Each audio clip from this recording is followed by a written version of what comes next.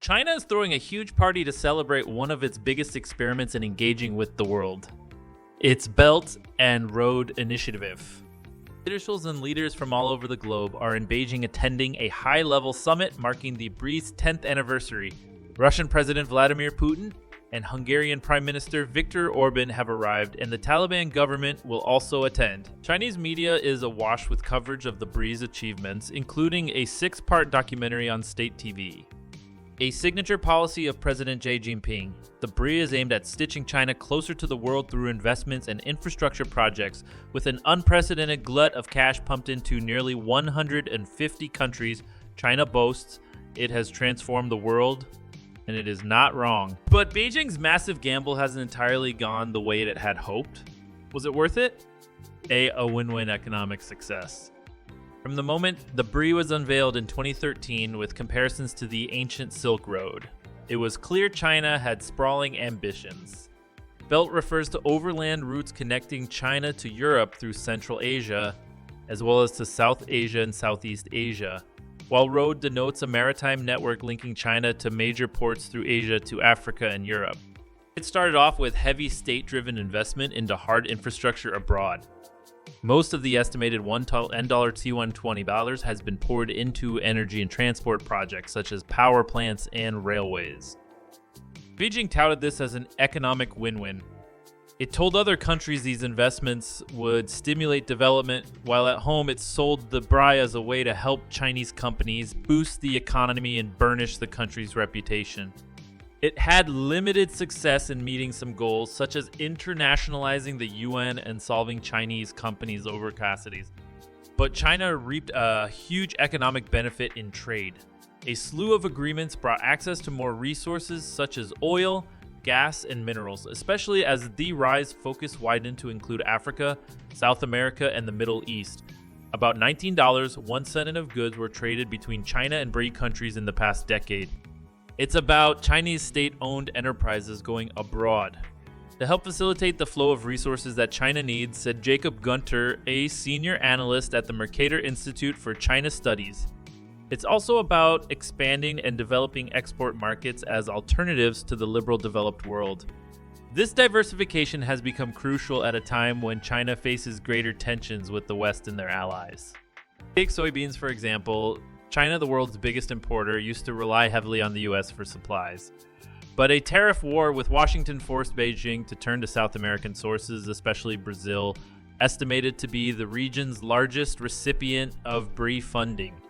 Gas pipelines from Central Asia and Russia, and oil imports from Russia, Iraq, Brazil, and Oman have reduced Chinese dependence on Japan, South Korea, and the US, according to the International Institute for Strategic Studies.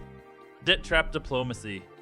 Having become the lender of first resort for many low or middle income countries through the China is now the world's biggest international creditor. The true scale of the debt, thought to be at least hundreds of billions of dollars, is unknown. Many of the loans given out by both public and private lenders are shrouded in secrecy.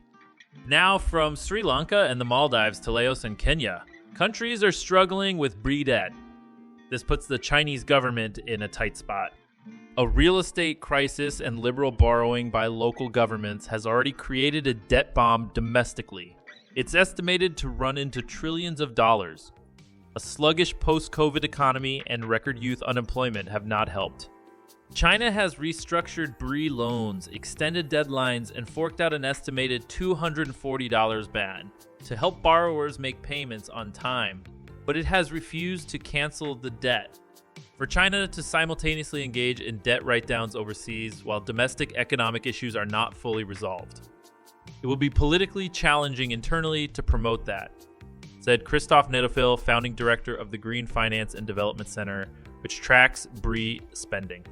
This has marred Beijing's reputation.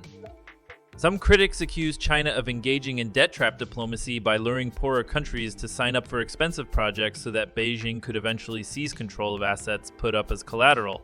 This was the US's accusation over the controversial Hambantota port project in Sri Lanka. Many analysts argue there is little evidence of this, but it has heightened fears that Beijing is using the BRI to undermine others' sovereignty. China has also been criticized over its so-called hidden debts. Governments don't know how exposed their borrowing institutions are, which makes it difficult for countries to weigh up the BRI's costs and benefits. Over the years, BRI projects have also been accused of creating wasteful white elephants, fueling local corruption, exacerbating environmental problems, exploiting workers, and failing to live up to promises of bringing jobs and prosperity to local communities. One recent study by research lab Aid Data found more than a third of the projects face such problems. A growing backlash has prompted some countries like Malaysia and Tanzania to cancel BRI deals. Poor risk management and a lack of attention to detail and cohesion from Chinese lenders and companies are partly to blame, according to the Council on Foreign Relations. But the think tank and other observers have pointed out that borrowing countries are also to blame, either for rushing into deals without proper planning or mismanaging finances, like in the Hamentoda case. Observers also say China gives resources with fewer strings attached, which is less onerous than offers from global lenders or the West. China shows up with a one-stop shops approach. Here are our banks and companies, and we do everything from start to finish. And if you sign today, we will finish that railway. And it will be done in time, just as you campaign for your next election, pointed out Mr. Gunter. It's a huge selling point to say that you can do it in 1 to 3 years with very little paperwork. Maybe it'll be a bit dirty and there may be labor rights violations, but your railway will be done. A diplomatic victory, yet China has met one of its biggest goals, extending its influence.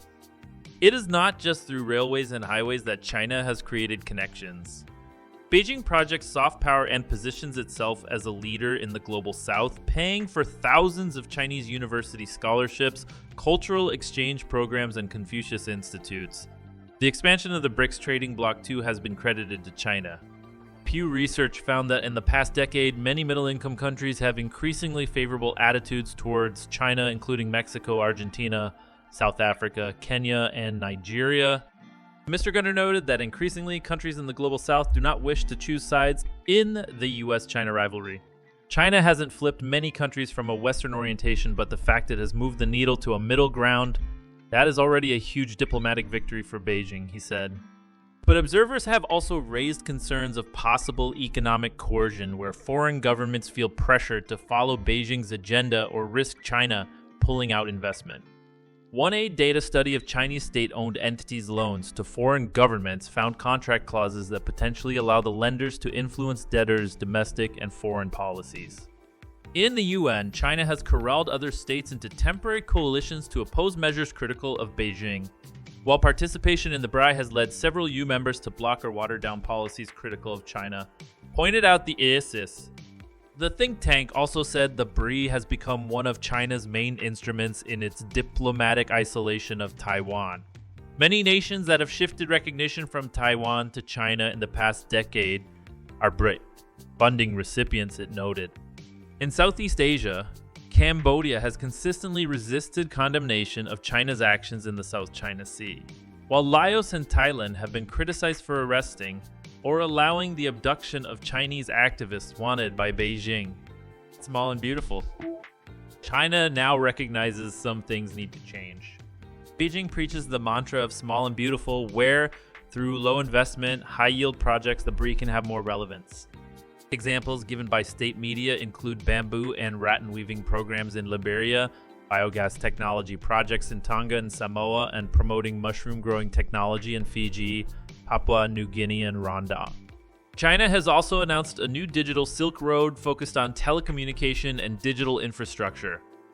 Analysts say this would be a more sustainable stream of profits for Chinese companies, while lessening the impact of Western bans on Chinese 5G equipment. With this new strategy, China has cut down financing, it has imposed limits on external lending by Chinese banks, and investment deals are now nearly 50 smaller than they were 5 years ago, according to a GFTC analysis. It has also moved away from being the only creditor in the BRI, and started a platform where other countries and international banks can lend money. But Beijing has even grander plans for the BRI, which it now touts as the foundation of the global community of shared future. In 2 white papers released this month, Beijing said its form of globalization would be fairer, more inclusive and less judgmental than the one led by hegemonic Western powers which seek a zero-sum game. The BRI is a public road open to all, not a private path owned by any single party, it said. Far from seeking domination as critics say, China claimed it is helping others to succeed while seeking our own success. The view from China is that now globalization is in danger. The West, in the name of de-risking, is actually de-China-risking, said Wang Yui, a professor who studies the BRI at Renmin University of China. The main challenge is how can the BRI build mutual connectivity and avoid a new Cold War? Beijing's trillion-dollar experiment has created a powerful tool to wield influence. But the question is whether the world wants a Chinese-led world order.